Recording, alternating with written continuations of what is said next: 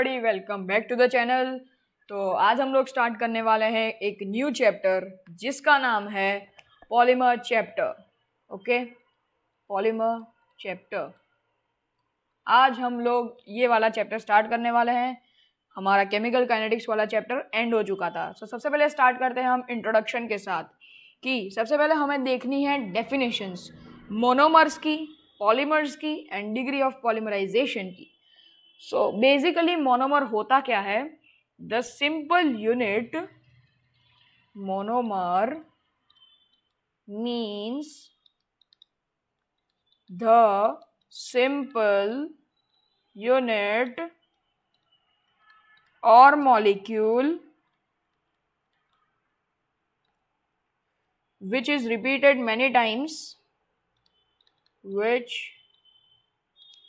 is repeated many times in polymer is called monomer.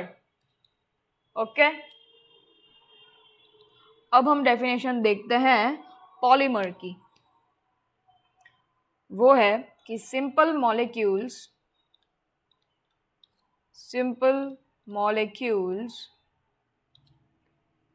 और active molecules are joined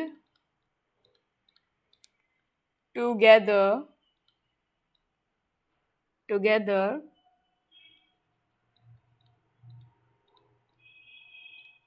with each other with a large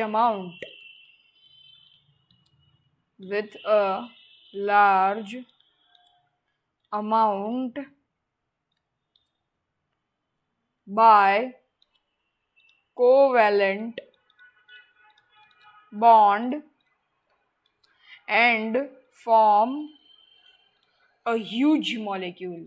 A huge molecule is called polymer. Okay, ये definition हो गई हमारी polymer की।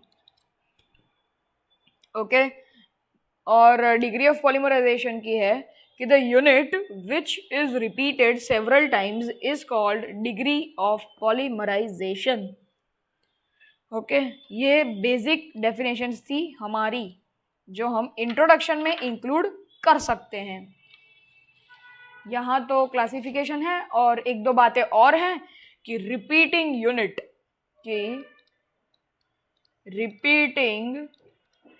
Unit क्या होता है। Repeating unit क्या होता है? पॉलीमरिक स्ट्रक्चरल यूनिट जो होता है, in the polymeric structural unit at definite interval several monomers are repeated is called repeating unit. कोई भी पॉलीमरिक स्ट्रक्चरल यूनिट में जब कोई मोनोमर फ्रीक्वेंटली रिपीट होता है उसे हम कहने वाले हैं रिपीटिंग यूनिट। ओके, और दो छोटे छोटे और चीजें हैं, oligomer, just a second, oligomer and heavy polymer. इनके भी हमें डेफिनेशन देखने होते हैं। तो ओलाइगोमर का डेफिनेशन क्या होता है कि जब रिपीटिंग यूनिट का वैल्यू लेस देन 25 होगा, n less than 25, repeating unit का वैल्यू लेस देन 25 होगा, उसे हम कहेंगे ओलाइगोमर। ओलाइगोमर जो होता है वो लिक्विड स्टेट में होता है। ओके, और उसके एग्जाम्पल्स होते हैं फेविकॉल या फिर एडेसिव्स और या फिर पेंट्स, उसे हम ओलाइगोमर में कंसिडर कर सकते हैं।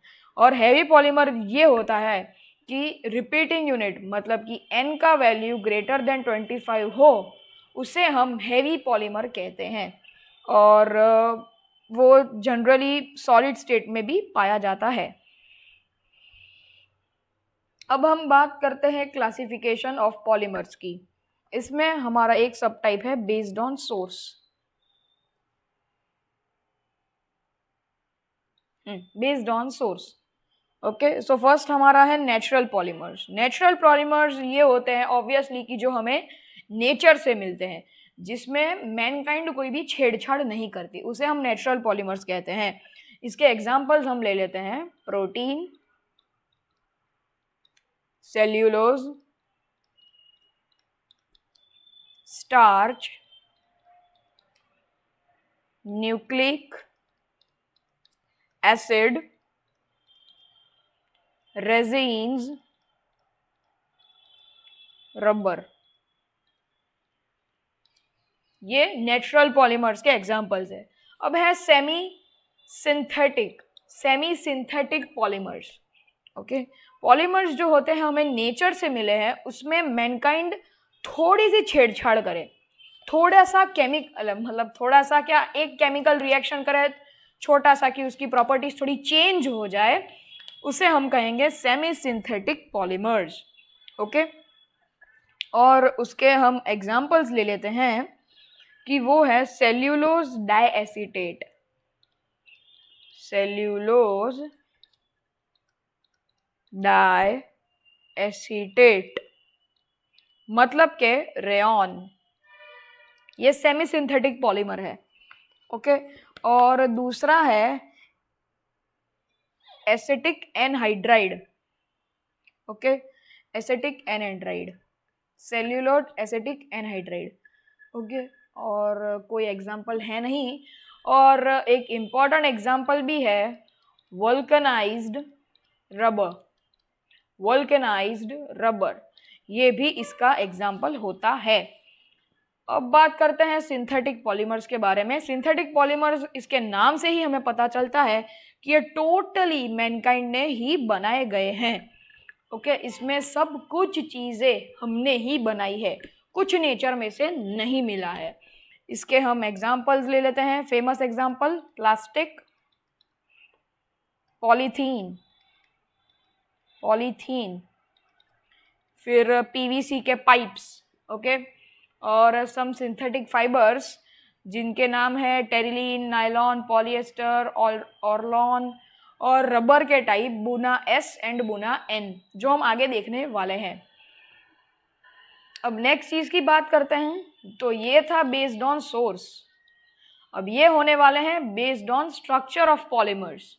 इसमें है लीनियर पॉलीमर, कि जो पॉलीमर्स होते हैं इनमें लॉन्ग एंड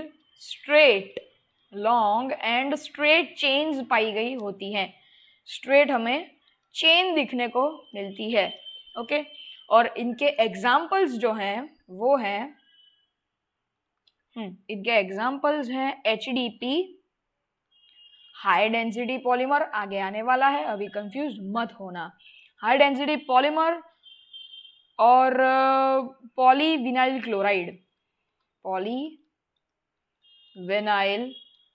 क्लोराइड, ये इसके दो एग्जाम्पल्स हैं। अब नेक्स्ट की बात करते हैं ब्रांच्ड चेन पॉलीमर। ओके, अब इस टाइप के पॉलीमर में सम ब्रांच्ड चेन्स हमें देखने को मिलती है, और इनके एग्जाम्पल है LDP, लो डेंसिटी पॉलीमर। ये हाई डेंसिटी पॉलीमर है और वो लो डेंसिटी पॉलीमर है, सॉरी पॉलीमर नहीं, polyethene, high density polythene and low density polythene. Okay, और नेक्स्ट है क्रॉस लिंक्ड और नेटवर्क पॉलीमर।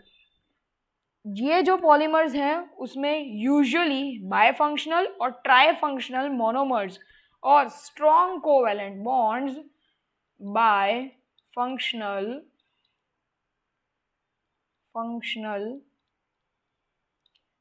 ट्राईफंक्शनल और स्ट्रॉन्ग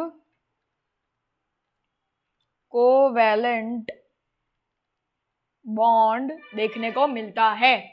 और इनके एग्जाम्पल्स हैं बेकेलाइट एंड मेलेमाइन, इसका नाम तो आपने कॉमनली सुना ही होगा। अब नेक्स्ट की बात करते हैं, classification based on mode of polymerisation. Okay, इनमें है सबसे पहला addition polymerisation, addition polymers. Okay, addition polymers जो हैं वो फॉर्म होते हैं रिपीटेड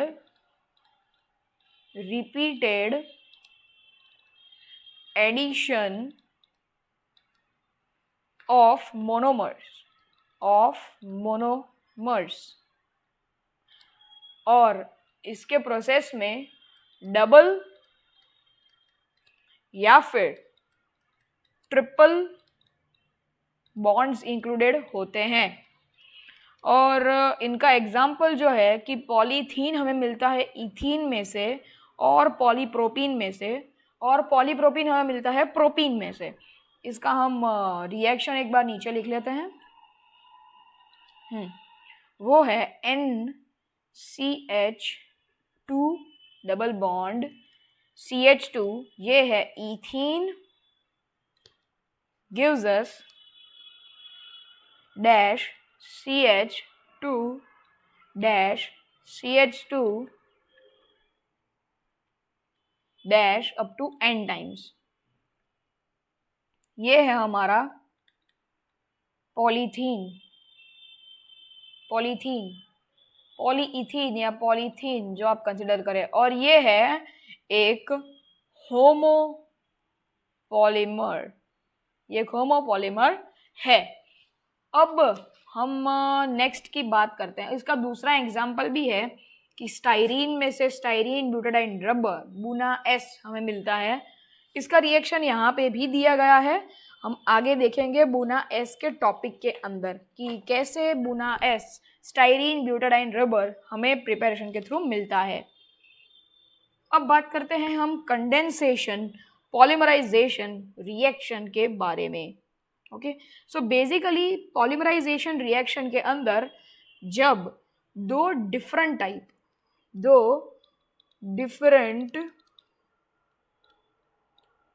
टाइप के जो इन्यूमरेबल, जिसकी कोई गिनती नहीं है, डिफरेंट टाइप के इन्यूमरेबल मोनोमर जो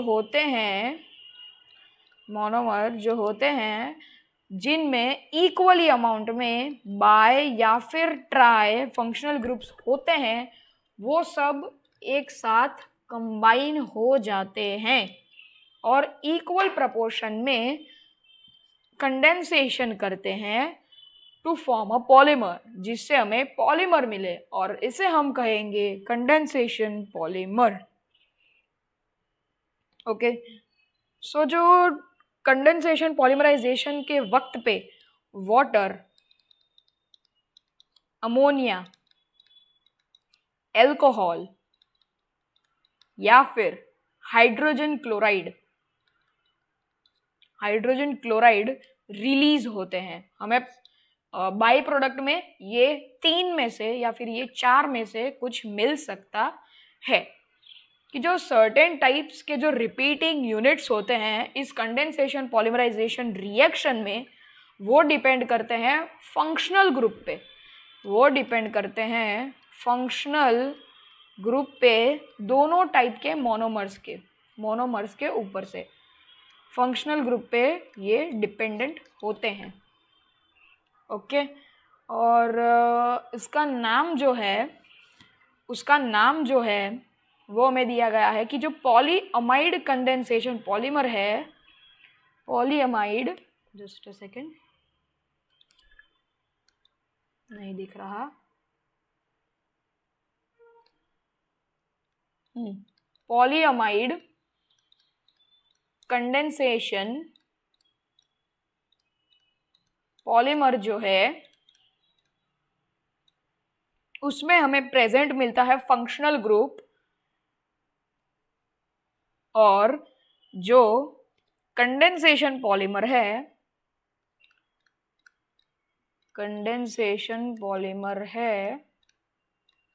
अब इसके दोनों के फंक्शनल ग्रुप्स लिख देते हैं। इसमें हमें देखने को मिलेगा डैश CONH डैश, हमें इसमें ये फंक्शनल ग्रुप देखने को मिलने वाला है और इसमें होने वाला है COO डैश। ओके, और इसको कहते हैं पॉलीएस्टर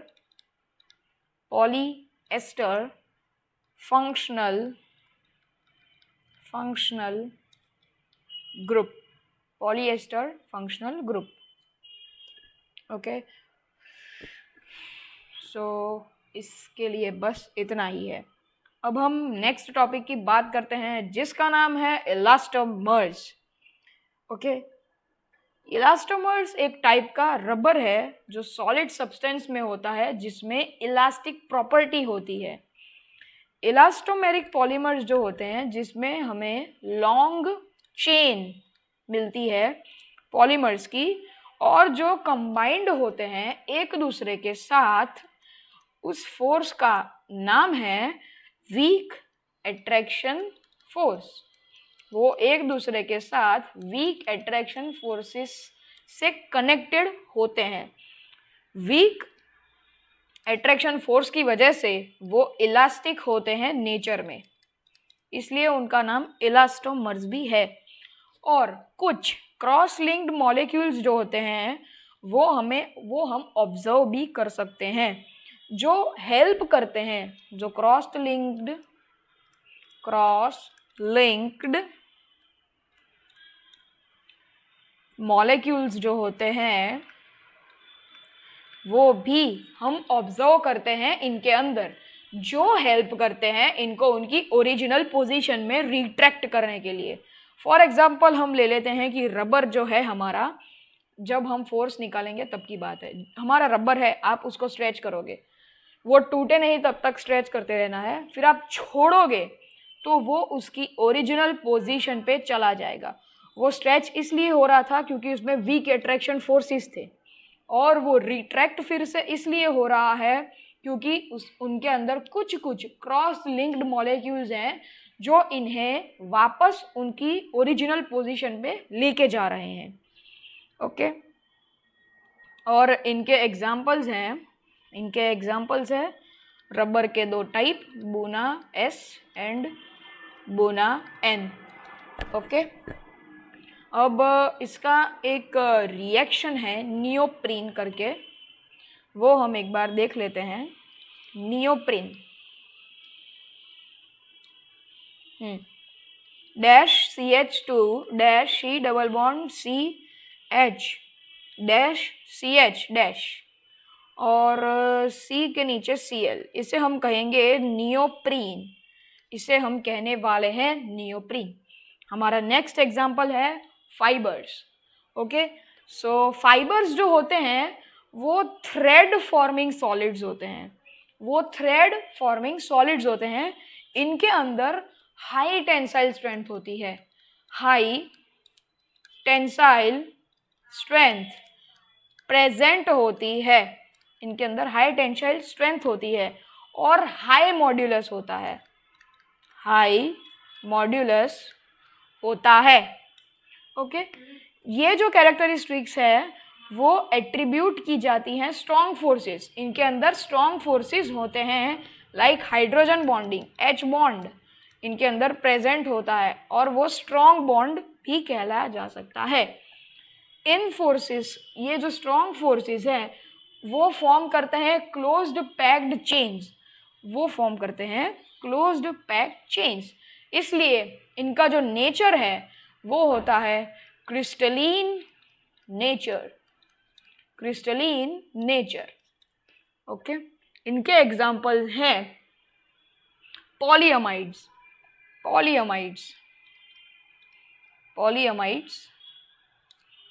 जैसे कि नाइलॉन 6.6 पर इसे 66 क्यों बुलाया जाता है नहीं पता।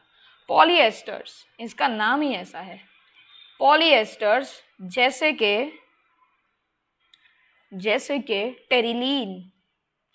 Terylene etcetera. अब नेक्स्ट की बात करते हैं थर्मोप्लास्टिक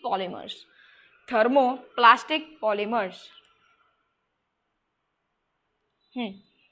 इसमें जो होते हैं पॉलीमर्स जो होते हैं वो होते हैं स्लाइटली ब्रांच्ड, कुछ कुछ ब्रांचेस कॉन्फ़िगरेशन हमें देखने को मिलता है लॉन्ग चेन के अंदर।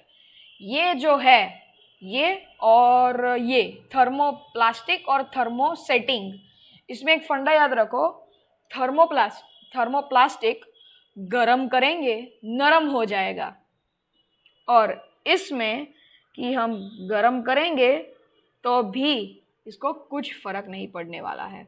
इसको हम गरम करेंगे तो वो नरम हो जाएगा, ओके। और जब वो अपने नॉर्मल टेम्परेचर पे वापस आ जाएगा तब वो इनफ्यूजिबल हो जाने वाला है। उसका स्ट्रक्चर जो है उसका जो स्ट्रक्चर होता है वो हाई टेम्परेचर पे structure at high temperature changes, condition याद रखना, हाई टेम्परेचर पे ही चेंज होने वाला है। और इस टाइप के जो पॉलीमर्स होते हैं इनमें इंटरमोलिक्यूल फोर्स जो इलास्टोमर्स से होते हैं वो ज़्यादा होते हैं। Intermolecular force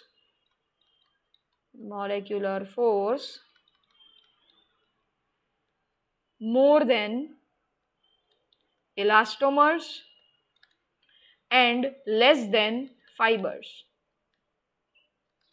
okay. ये हमें याद रखना है, ओके।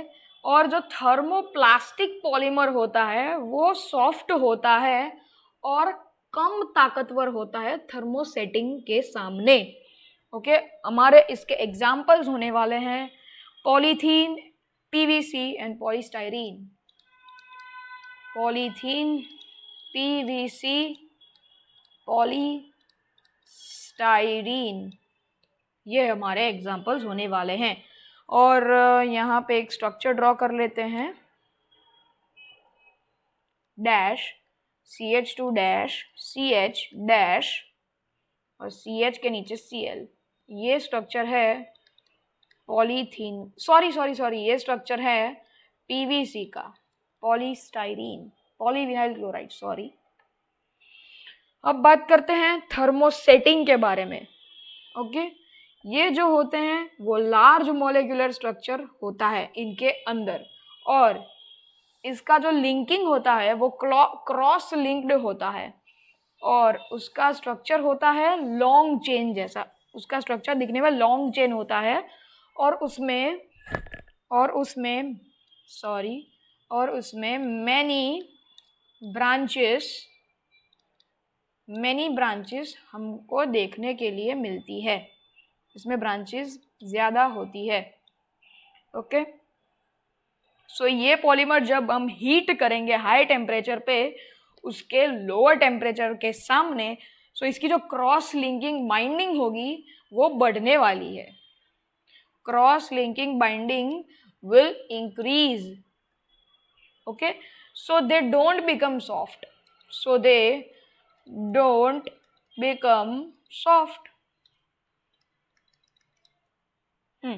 सो इस पॉलीमर्स में हम हाई टेम्परेचर भी लगा दे, हम टेम्परेचर को हाई कर दे, फिर भी इसको कुछ फर्क नहीं पड़ने वाला है। Thermosetting polymers hard and strong होते हैं उसके नेचर में, ओके। और वो स्क्रैच रेजिस्टेंट भी होते हैं, स्क्रैच रेजिस्टेंट, ओके।